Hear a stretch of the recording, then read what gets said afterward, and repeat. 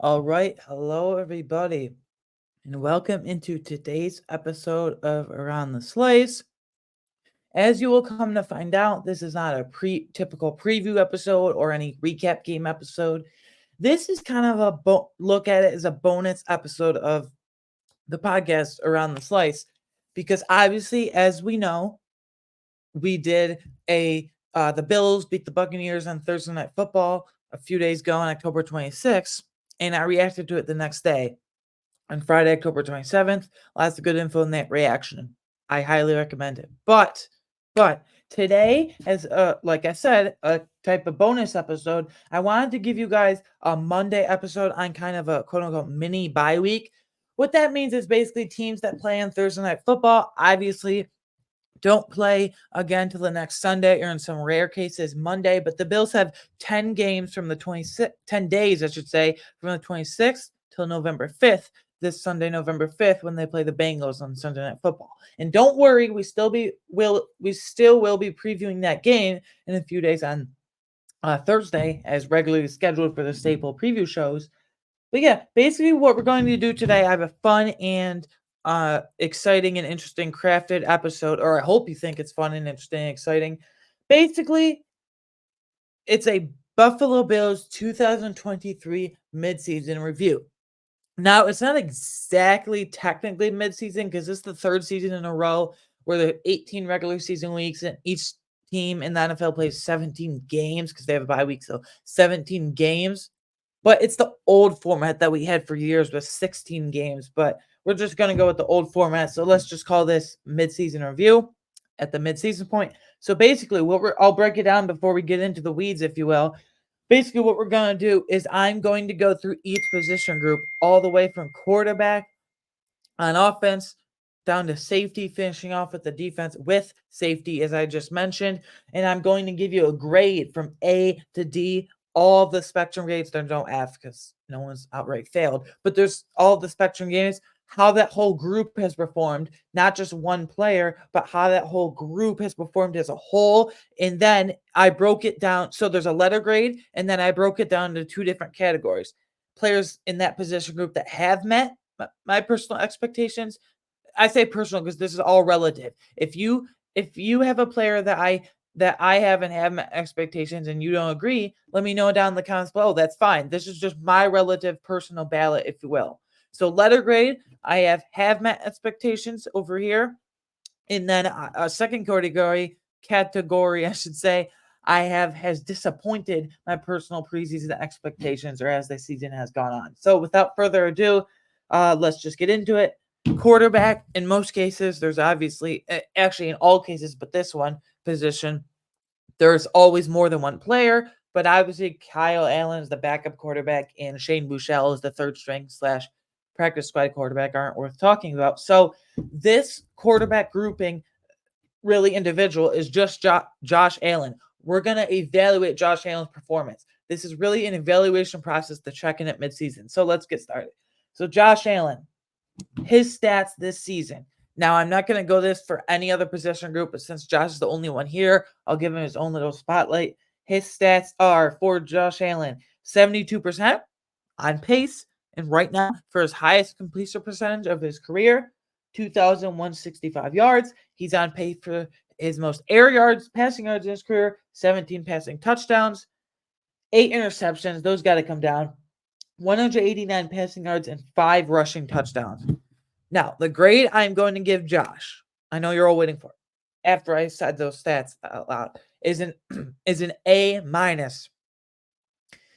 Now, the good with Josh, he has him and Patrick Mahomes, but he has he has the cannon of an arm. He has the best arm strength in the league, whatever you want to call it. He has the best arm strength in the league by far. Okay, easily.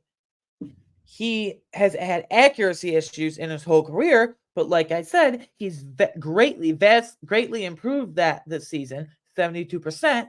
Again, let me reiterate, on pace for his highest completion percentage of his career in 2023, the season we're talking about, midseason check-in. That's the good. The good, he's completing easy throws. The bad, though, he has a tendency to sometimes, let loose, if you will, kind of just float the ball up there. He has a tendency kind of play hero ball. Obviously, it's not as much as his first couple of years in the league. It's gone way down, but it's still there on occasion, here and there, now and then. What do you want to say? It's still there. He chucks it down the field when it's not needed. He does have a high interception, 17 touchdowns to 8 interceptions, like I said again, but I would say 4 or 5 of those are his fault and 3 or 4 of those are not. So about half, give or take, are his fault and about half are not. With when I say not, like receivers running around, not. But with all that said, taking the good and the bad, he has the most touchdowns since entering the league in his career, but he also has the most turnovers, that's interceptions and fumbles, in it since entering the league in his that time frame, I should say, in 2018, obviously when he was drafted. But I'm going to give Josh Allen an A minus. Like I said, we're the only quarterback. He's the only quarterback we're evaluating, and I'm going to give him an A minus. I would like to see his scramble ability uptick a bit because he's kind of, I don't want to say like he's pigeonholed, but I can't figure out the term for it. Maybe he's kind of like being predictable in his play style right now because teams used to have to like load up the boxes, load up the edges for him to take off as a scrambler, even as recent as last year. He has a ton of rushing touchdowns in his career, but ever since week 1, and he's taken those big hits. I don't want to say he's been scared off, but he's been less less inclined, if you will, to run. So I'd like to see more uptick of that, and he finally did it against the Bucs Thursday night. But taking this halfway point of the season as a whole, again, these are all first 8 games, first 8 weeks. I'm going to give Josh Allen an A minus. Now our first full position, where we can really break it down into 2 buckets of has met my personal expectations and has disappointed my personal expectations. So for running back, I'm going to give it a B. I'm going to just outright tell you guys what I have in each bucket, if you will, and then I'll kind of do an overarching thought or plural thoughts. So I give running back a B. Has met my expectations. James Cook. Yes, would I like to see his snaps in the offense come up from like mid to high 50s right now to like around 80%, low 80s, 80% at least every game? Yes, of course I would. James Cook has met my expectations, though. He's never going to be this 300, 250, 300 touch guy. At Georgia, he wasn't. He was splitting with Zamir White for a few years there, so he wasn't even the main guy. Last year, his rookie year in Buffalo, he wasn't the main guy because technically Devin Singletary got benched in the playoffs when James Cook got hot, but they were really splitting, and it was really Devin Singletary's show before that. So James Cook has really never been this high volume guy.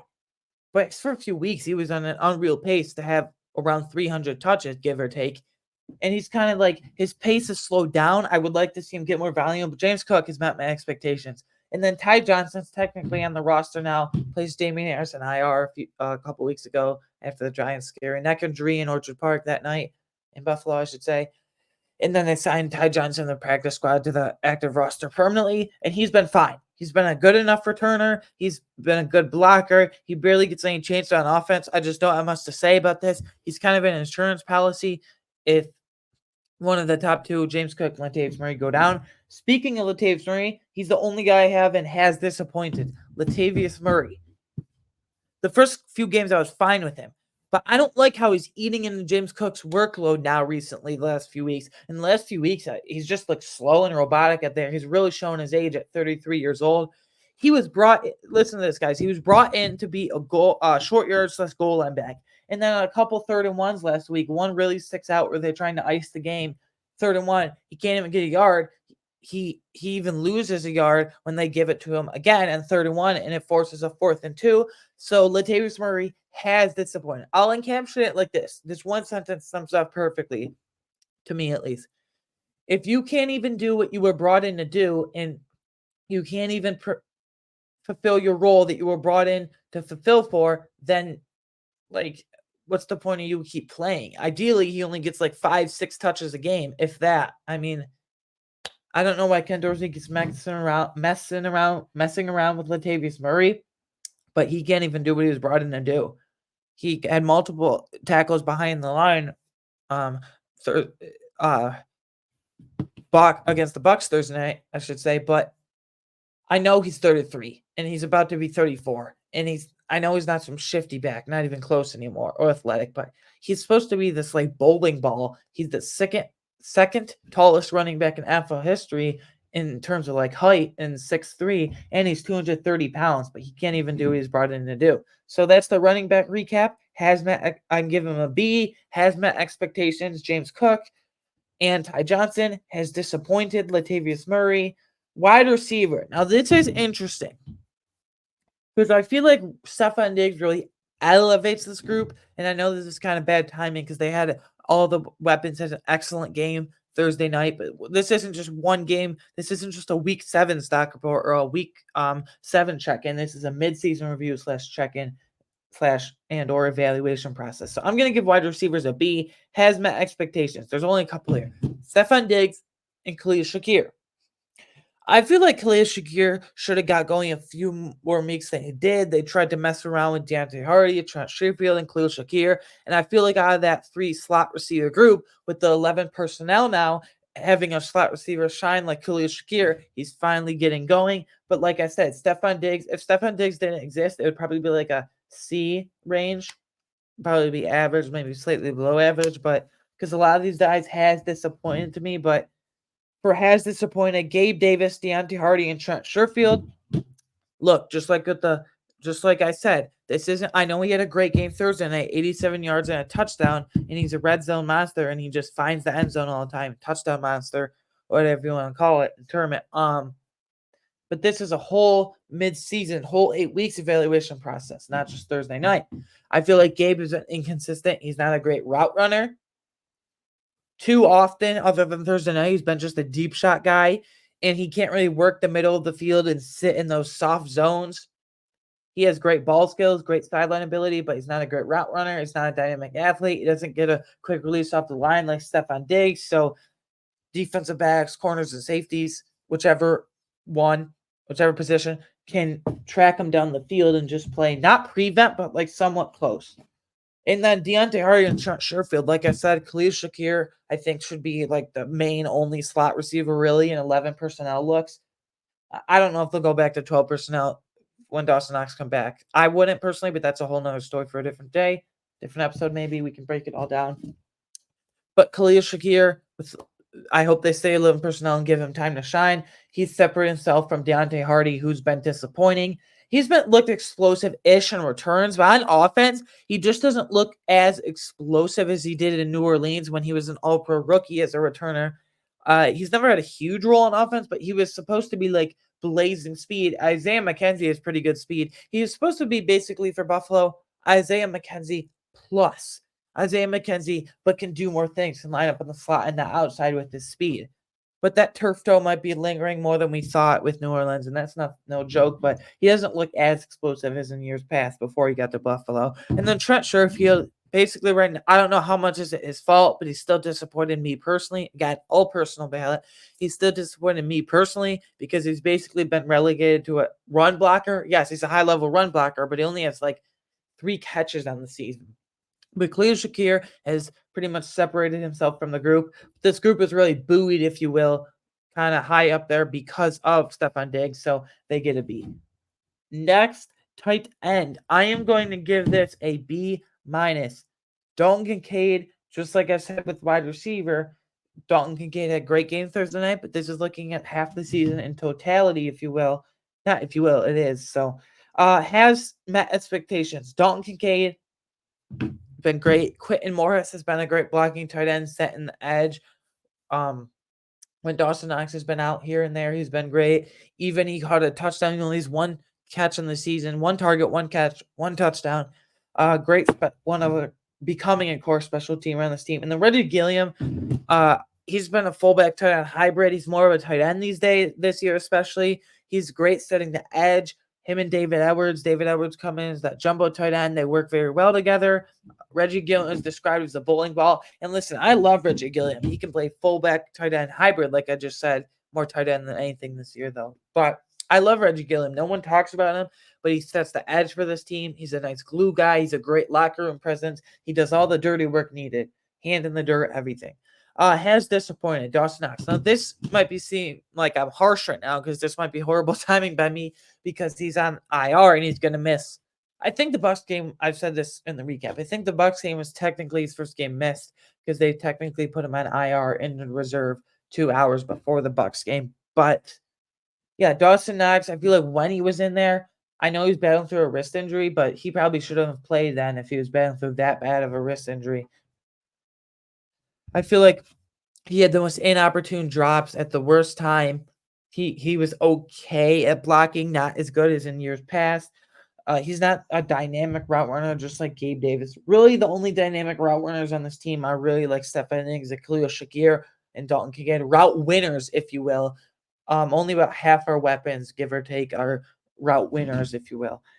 So Dawson Knox has disappointed, but hopefully he comes back on track. If they stay in 11 personnel when he comes back, then I expect Dalton Kincaid to be the starter. Technically, if they go back to 12 personnel, which again, I wouldn't agree with, then they would both be on the field again. I wouldn't agree with it because I want Khalil Shakir to be the actual starting slot receiver and get multiple opportunities like he did Thursday night. Next, offensive line, B+. In years past, this has been like a C minus D, arguably, for the Bills. I think this is the best offensive line Josh Allen has had in his whole career, and it's year 6. So that's crazy to say, but for him, but has met expectations for the 5 starters. So Deion Dawkins at left tackle, Mitch Morse at center, Osiris Torrance at right guard, and Spencer Brown at right tackle. The only one that I have under has disappointed is Connor McGovern at left guard. He's had some struggles here and there. I want to break this down. Deion Dawkins, I feel like in the offseason, the Deion Dawkins, it was weird. I don't know what you want to call it. The hate, not hate, but like the Deion Dawkins dilemma was over exaggerated, I feel. He's not an elite left tackle, but he's a top 10 left tackle in the league, arguably top 5. And I really do believe he's having the best season of his career thus far. And even though Connor McGovern, I have him in the has disappointed bucket of things under offensive line and offensive lineman, it's easily the most stable left guard Deion Dawkins has had in him next to his career. Next to him in his career, I should say, rather. Because Deion Dawkins has had different left guards every year of his career, basically. Not basically, he has sometimes maybe even 2 or 3 in the same season with like guys like Cody Ford. Roger Saffold was a huge bust of a signing last year. John Miller, I'm sure I'm forgetting a few, but those are like no names. Roger Saffold was supposed to be a name, but he's still a free agent. I think he should probably just retire, but whatever. And then Mitch Morse. Mitch Morse he only had 1 bad game, in my opinion. He's had very few bad snaps this year. I think 1 or 2. Osiris Torrance, I said this in my recap on Friday as well. I'm looking at Osiris Torrance as a multi-year starter at guard. And like I just explained with the horrible left guard play next to Deion Dawkins every year of his career, that's so refreshing to say because this team has had pretty horrible, let's not sugarcoat it, pretty horrible guard play left and right the whole Beans in McDermott tenure. So Osiris Torrance 5 to 10 year starter, and if Spencer Brown can turn around, which it looked like he has, minus a few whiffs here and there, he can be a multi-year starter as well, hopefully. And then has disappointed, like I said, Connor McGovern, but it is the most stable left guard, easily by far, that Deion Dawkins has had next to him in his career. And those two work well together. I would want to see Connor McGovern, though his run blocking is pretty poor, but his pass blocking is pretty good, actually. But I would like to see him get his run blocking up there. So I'm going to give this a B+. I'm really satisfied with this offensive line. There's really no game that stands out where I say, wow, the defense got the better of them. They held up well enough against the Jets week 1, elite defensive line, star-studded defensive line headlined by Quinn Williams. And then the other ones, elite ones they faced supposedly are the Commanders. Dominated them, shut them down. Spencer Brown shut down Max Crosby with the Raiders. Osiris Torrance shut down Christian Wilkins when they played the Dolphins and Dexter Lawrence, respectively, when they played the Giants. They've shut down elite defensive lines. Surprisingly, actually, I don't know how, but last week, when I say last week, I meant like Sunday last week, the regular scheduled game against the Patriots, they actually had their hands full and the Patriots didn't even have Matt Judon, Josh Uche, or Kean White. Their top 3 pass rushers, 2 of them really young. especially Kean White. So flashy rookie there out of Georgia Tech. So that's really the only breakdown they've had. But yeah, other than that, I've been really impressed. And Osiris Torrance has been the most impressive, not by far, but he has been this season for me. So B plus for offensive line. I'm really satisfied after years of not having even an average offensive line, honestly. Um, Now defensive line. We're shifting over from offense to defense now. I separated defense line and defensive tackle, then defensive end, because you got it. They're not the same position. Yes, some of them have inside out versatility. Guys like Greg Rousseau and Shaq Lawson can kick inside, be hybrid pseudo quasi defensive tackles, if you will. And Ed Oliver can kick outside and be a hybrid pseudo quasi defensive end, if you will. But yeah, I'm separating them to technically two different positions. I'm gonna give the defensive tackle room a B minus. Has met expectations at Oliver, and I am putting guys like Daquan Jones, Matt Milano, Trey White, because they played a few games before they got injured, so I am putting them in here. So has met expectations. Again, I'm giving defensive tackle a B minus, but has met expectations. I'm going to go with for that bucket category Ed Oliver and Daquan Jones. I mean, Ed Oliver, I really questioned back in June when they gave him that 5-year whatever it was, $1 million deal. It was 17 per year. He was like the 15th highest paid defensive tackle. I really questioned the timing of it, when they gave it to him, why they gave it to him so soon, before the season, I should say, a few months before the season started, just because what he's shown, his resume so far, he wasn't a bust, but he wasn't overly dominant either. This year he's been overly dominant. Sacks, tackle. He's already tied his career high with 5 sacks, tackles for loss. He doesn't have the fumble numbers like forced fumbles and fumble recovery, but it doesn't have the tip pass number with sacks and tackles for loss. I mean, he's a machine. So, and QB hits, even when he doesn't get the sack, he affects the quarterback. And then Daquan Jones, arguably, he was playing better than Ed Oliver, and no one talked about Daquan Jones with Shaq Lawson, AJ Panessa, Ed Oliver, Von Miller when he came back, and Leonard Floyd. He had the highest pass rush win rate. I think it was like 20-25% or something crazy like that. He had the highest pass rush. Don't quote me on that. Pass rush win rate. Soft member. Pass rush win rate in the entire league. Defense tackle, defense linebacker, anybody.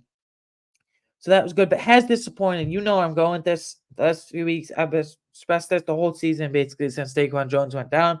So you can probably guess it. But Jordan Phillips, Tim Settle, and Poona Ford. I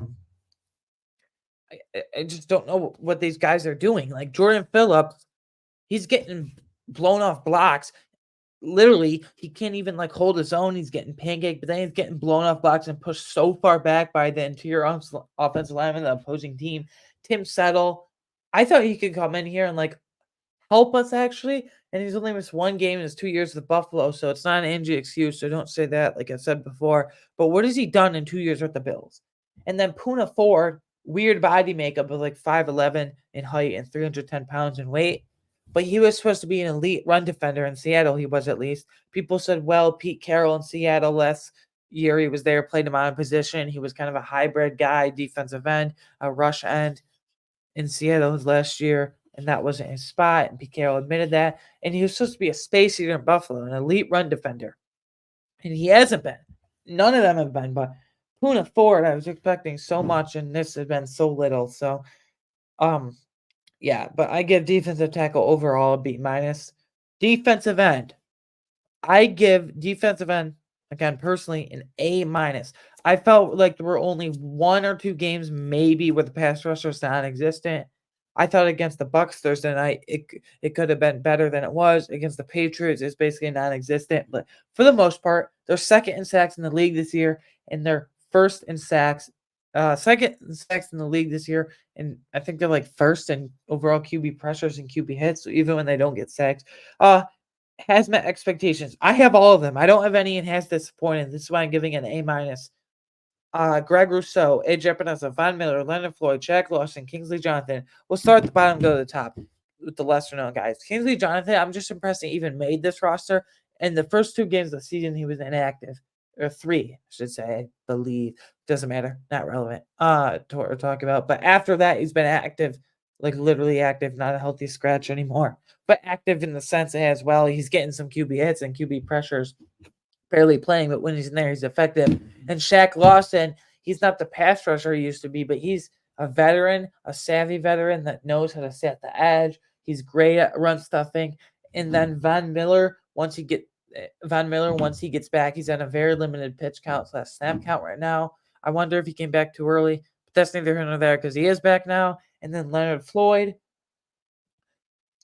on the right side, right defensive end. He's been a great combo with Greg Rousseau. And AJ Epinesa, he might be pricing himself out of Buffalo. Great breakout season in his 4th year in the league. And then Greg Rousseau, he mixes power, athleticism, and length and strength, if you will, so well.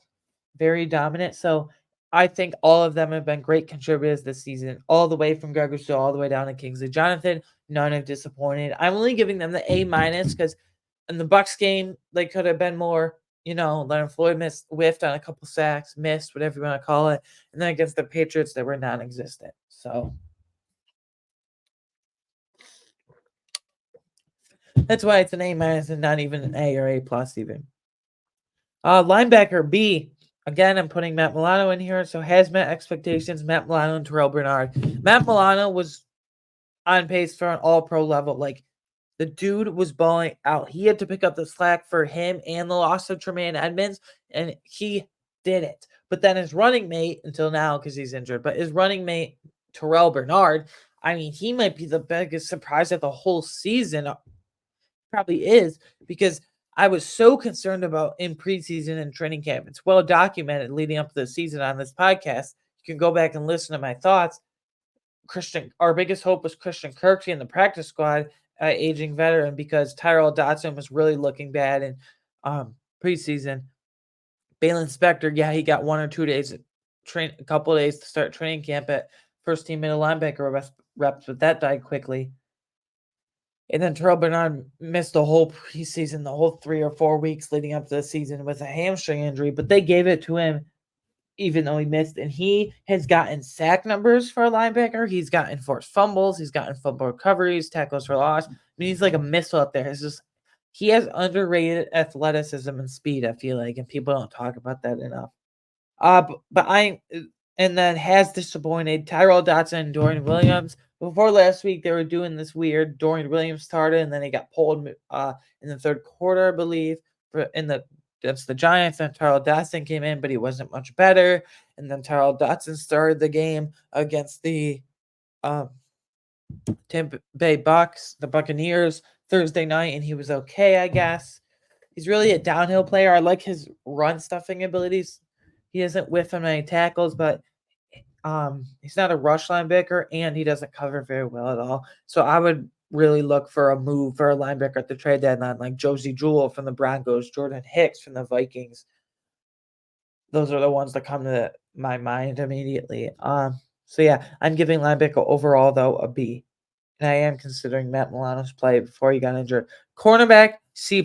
This really scares me. I think this and defensive tackle are the biggest needs at the trade deadline, which is tomorrow at 4 p.m. Eastern, actually, on Halloween. So happy Halloween a day early, I guess. Cornerback C+ has met expectations. Tre'Davious White, Christian Benford, and Taron Johnson. Tre'Davious White, I feel so bad for the guy, but he was finally getting back to the old Tre'Davious White.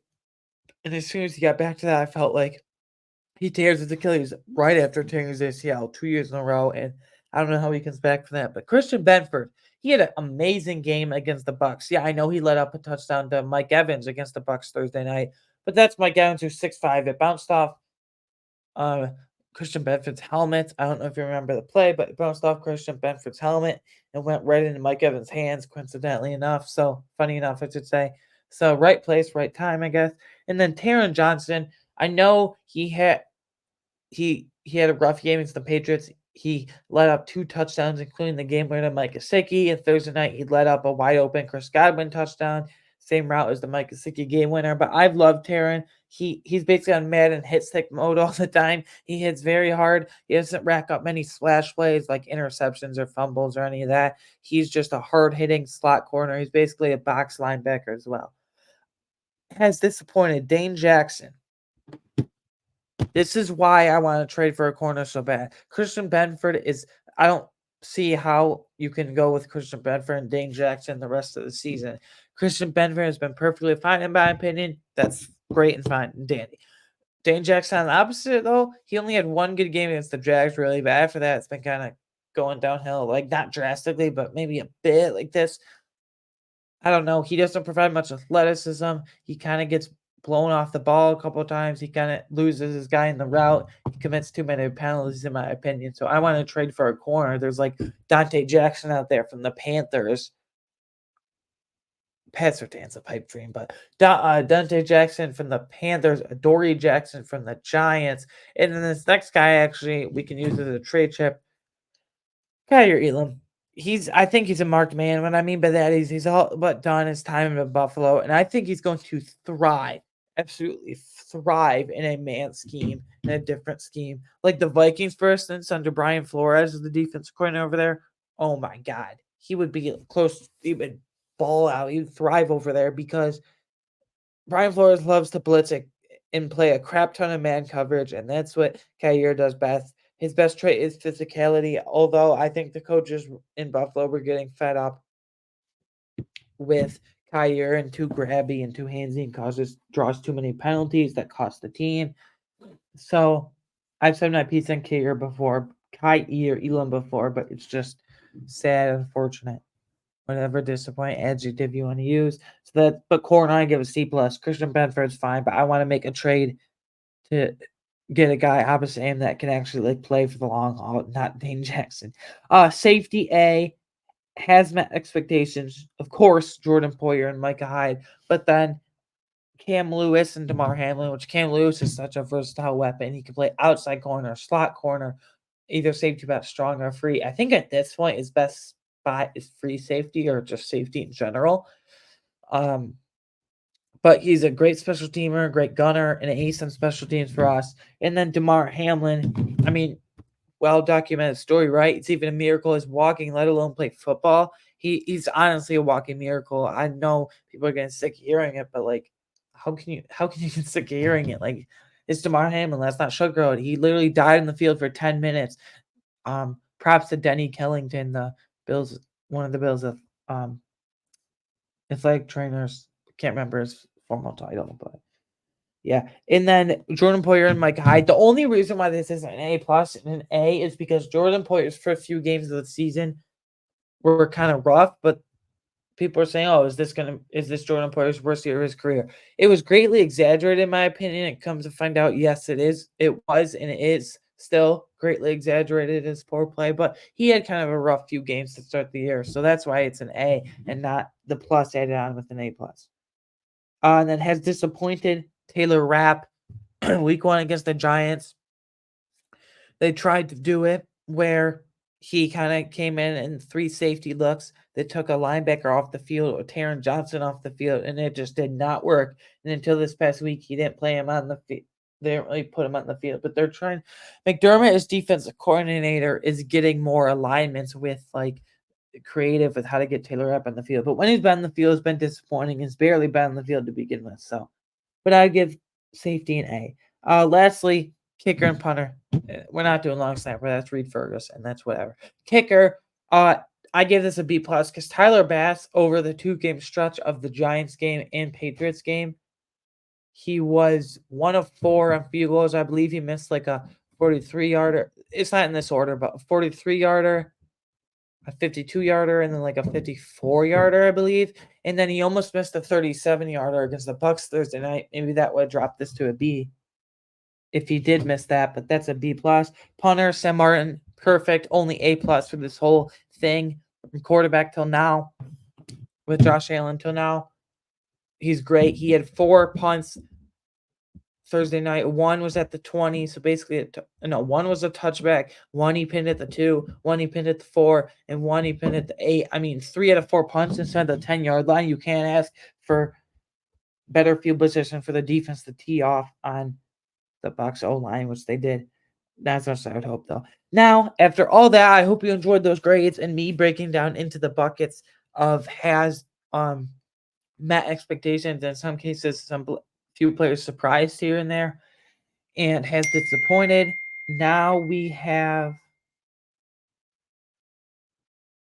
Now we have, sorry, I was just checking something. Now we have a few superlatives. So the position group I'm most satisfied with. What position group have I come away midway through the season where I'm thinking or saying to myself or out loud, I really like what I'm seeing from that position. Or, ooh, they're impressing me. They're better than I thought, or they're meeting my expectations the most. And that is defensive end. I just explained it all the way down. We have Greg Rousseau and Leonard Floyd really being two great starters. We have AJ Epinesa finally breaking out his fourth year. When Von Miller comes back, that top three is going to be deadly. Comes back fully to full strength, I should say. Top three deadly of Von Miller, Greg Rousseau, and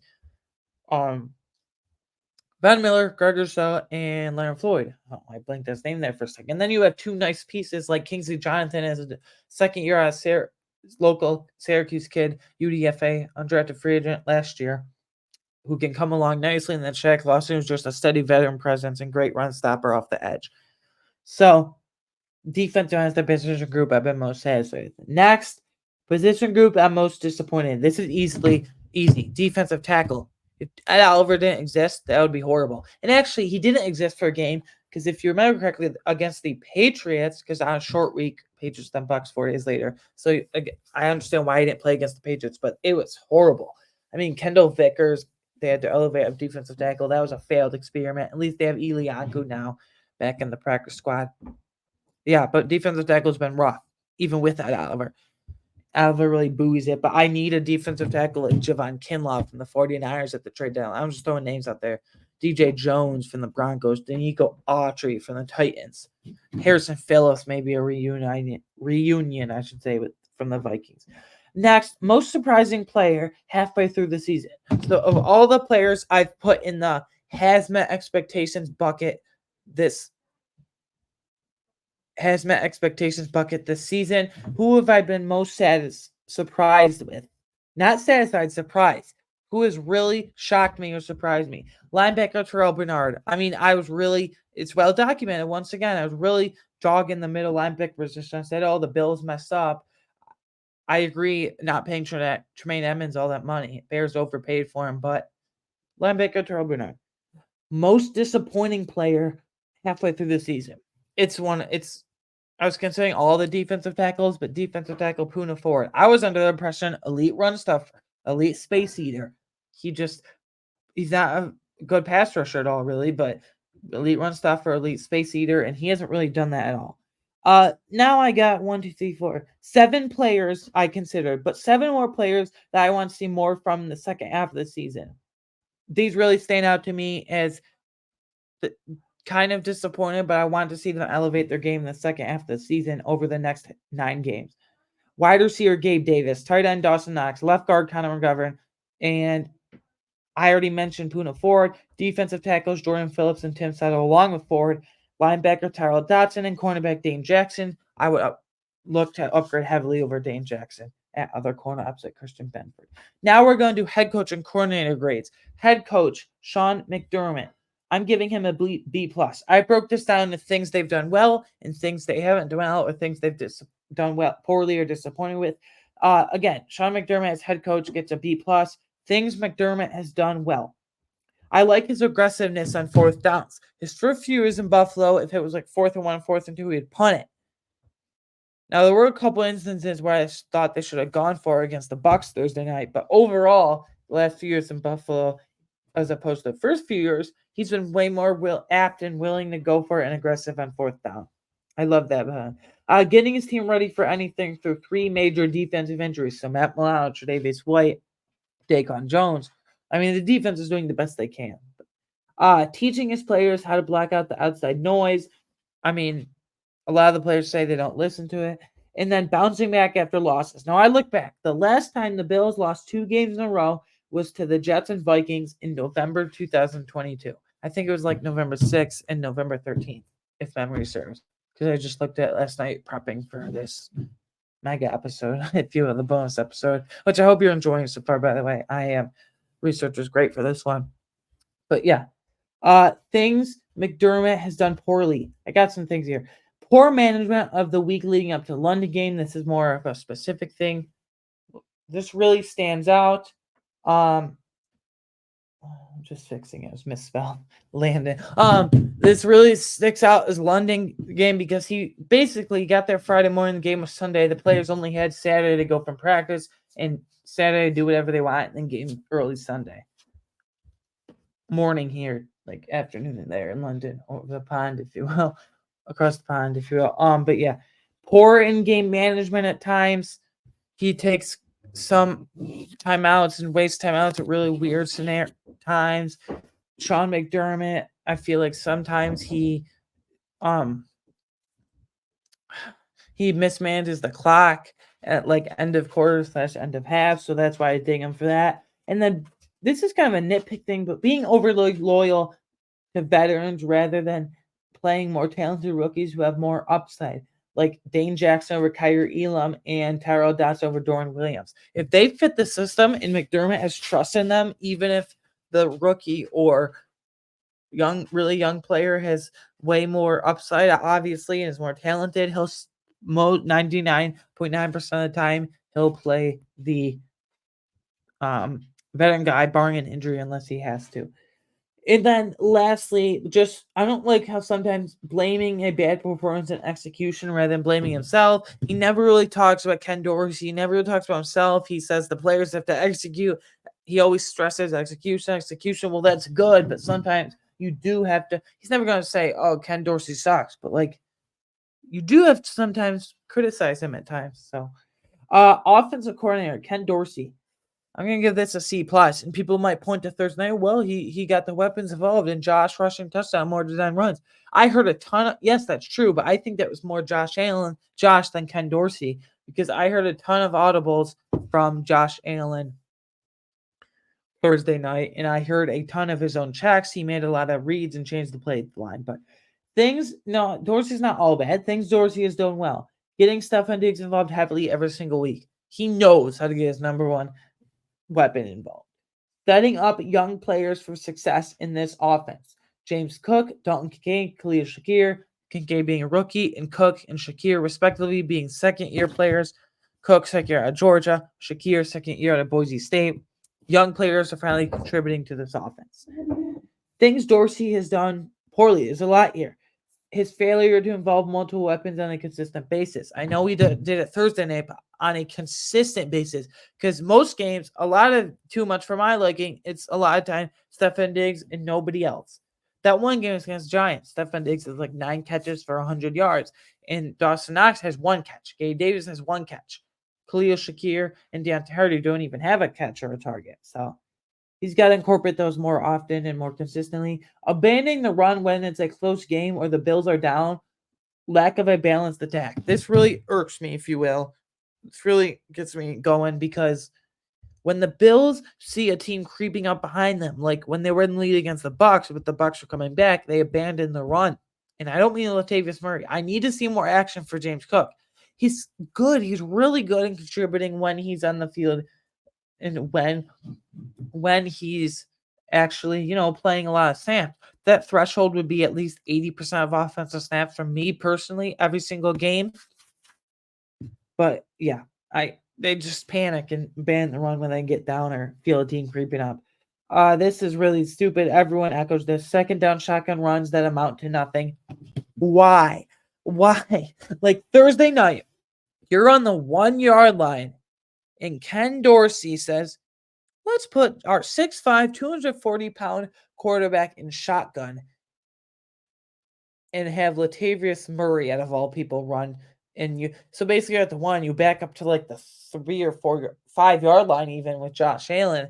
You're 4 yards back instead of up here. You're back here. It's a shotgun. You're telling me your 6'5", 240-pound quarterback can't push it in like you did the previous week against the Patriots.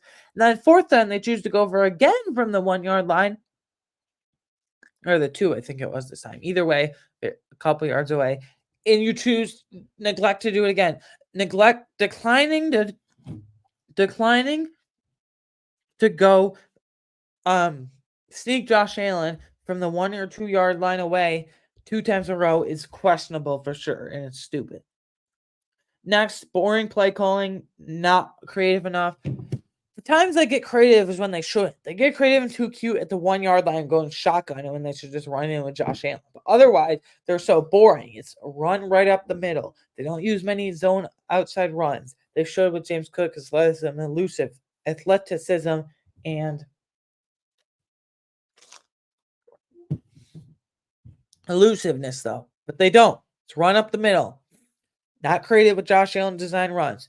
Not creative with play action. I want to see at least 35% play action at least every single week. So he's boring and he gets creative when he shouldn't. And then red zone play calling. This ties into the whole sequence last Thursday night. I just said it. And then lastly, not nearly enough design runs for Josh Allen. You need to get going more. Like, I know the scrambles you can't control with Josh Allen. None of his reads are open. He scrambles out of the pocket. You can't control if he'll do that or not. But design runs, have it in the playbook. Play action, run off of play action. Now, shotgun is where you run with the quarterback. You don't run with a running back on a shotgun second down. You run with a big brute of a quarterback like Josh Allen on a shotgun. So, next, that's my opinion on Ken Dorsey. Next, defensive coordinator. Now, Sean McDermott, as a head coach, I gave him a B+. As a defensive coordinator, I'm going to give him an A-. Things McDermott has done well as a defensive coordinator. Aggressiveness with blitzes. I never saw Leslie Frazier blitz nearly enough. Putting different players in different spots as alignments as needed. So I alluded to this before, but how are they getting Taylor Rapp in the field is this. They're putting Jordan Poyer at linebacker. So your two linebackers are Jordan Poyer and Terrell Bernard at times, and Mike Hyde and Taylor Rapp at your traditional safeties. Very, very interesting. So he knows how to adjust. He's not rotating the defensive line as much as in years past with Leslie Frazier. Ed Oliver is up to 62% of snaps. Now, I want to see him push like 70, 80%, but it's at least a little more. With Leslie Frazier, they rotated way too much, in my opinion. My thought process was always this. Let your dogs eat. Basically, let your elite players feast on the opposing offensive line.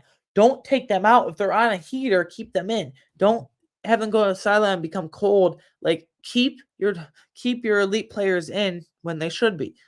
Things McDermott has done poorly as a defensive coordinator. I only have one thing.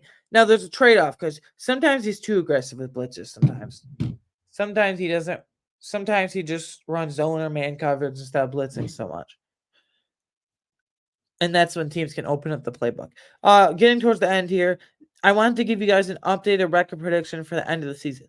Bills, rest of the season, I should say, last 9 games. The Bills are currently 5-3.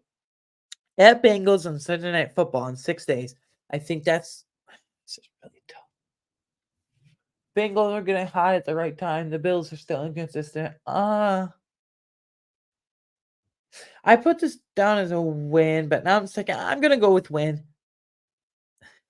Broncos, I know they just beat the Chiefs, but they're the Broncos. They should blow them out. Win. I don't want it to be a sloppy, close trap game like the Giants. Jets at home, win. We cannot go 0-2 the Jets this year, guys. I mean, Josh Allen plays pretty well, really well, actually. Close to elite against every AFC East opponent. Patriots, especially Dolphins, except the Jets for some reason. Come on, you can't lose this Zach Willis again. At Eagles, loss. I mean, Philly's a tough environment. Philly fans are ruthless, but tough environment at the Lincoln Financial Field over there. But yeah, at Chiefs, that's a win. The NFL is kind of screwing the Bills by having them go to Kansas City in Chiefs territory, go to Kansas City for the 3rd year in a row. But like, we don't beat them when it matters. I don't want to go to the 13-second heartbreak. It gives me chills even saying it, but in a bad way. But yeah, we beat them the last 2 times in the regular season. Anyway, so that's a win. Cowboys, I think that's a win at home. That's going to be tough, though. At Chargers, this is a Saturday night game, like 8 o'clock. Loss, I think. Patriots, that's a win. We can't lose to the Jets or Patriots twice. Come on. Or either of them twice. At Dolphins, I think that's a loss, so they split. So I think the Bills finished this season 11-6. If you recall on this podcast in my whole Bills season preview in like the last week of August when we did that, I predict the Bills go 12-5. Now I have them going 11-6. I don't know if that's enough to win the division, probably not, but I say 11-6. Now, teams that can still make the playoffs right now in the AFC is really tight. So 1, 2, 3, 4, 5, 6. By my count, I think in my personal opinion, again, there's 9 teams that can make the playoffs still right now. So Chiefs, they're 6-2 right now. They just lost the Broncos yesterday, but they're a lock in my opinion. They're gonna walk away with that division. Dolphins 6-2, they're a lock. Whether they win the AFC East or not, I think they're a lock. Jaguars 6-2, they're a lock in my opinion, just because the Titans, Texans, Colts, extremely weak division. Ravens 6-2 lock. That division is wild outside of them. They're first at 6-2. The AFC North, Steelers, Bengals, Browns are all tied at second. The AFC North at 4-3. Entertaining mess over there. Bills 5-3, lock. I think they're a lock, whether they're in the division or not. And then you have this mix of 4-3 teams of the Steelers, Browns, Jets, Bengals. If I were to predict right now, the AFC playoff picture would be like, I'm just doing this off the top of my head, like 1 seed Chiefs, 2 seed Dolphins, like 3 seed Ravens, and then 4 seed Jaguars, and then 5 seed Bills, and then I think like 6 seed Bengals, and then like 7 seed Steelers, and then Jets and Browns would miss. But anyways, guys, that's my mid-season report. We did grades, everything from quarterback to safety. We did a few season superlatives. We graded the coaches as well. I gave you a rest of season total record prediction, and we looked at the AFC playoff picture right now and the AFC as a whole in a tough battle it would be. These last 9 games, the Bills have been inconsistent. They let the Bucs come in to Buffalo and really come back, and it was a beautiful throw by Baker. If Chris Godwin had looked up, we'd all be miserable right now, and it would be a walk-off touchdown for them. But anyways, guys, this has been a bonus episode of Around the Slice, the official Buffalo Bills 2023 midseason review. We'll do a whole season review, obviously, when the season's over. Hopefully, it's the second week of February, because hopefully they bring Lombardi home to Buffalo. I would probably cry. But anyways, a few quick plugs. You can follow me on Twitter personally at AWinecon13. You can follow the show on Twitter for any scheduling updates and whatnot like that at Around Slice. You can listen to this podcast on YouTube, Apple, Spotify, or wherever you get your favorite podcasts. And lastly, you can, I forgot the ticker today. It's usually down there, but right down there on the bottom of the screen for some reason. But you can, I'll just tell you right now, you can support the show on Patreon for just $3 a month. You get bonus content not found in this podcast. So if you enjoy my work, like power rankings and such, every Tuesday and stuff intermittently throughout the week, it's patreon.com/runtheslash, $3 a month. Anyways, guys, thank you for watching or listening today. I appreciate you. We'll be back in 3 days for the huge Bills Bengals preview. Have a great Halloween tomorrow, however you're celebrating, whatever you're doing. And I'll see you guys next time. This has been a great episode. I hope you enjoyed it. Bye.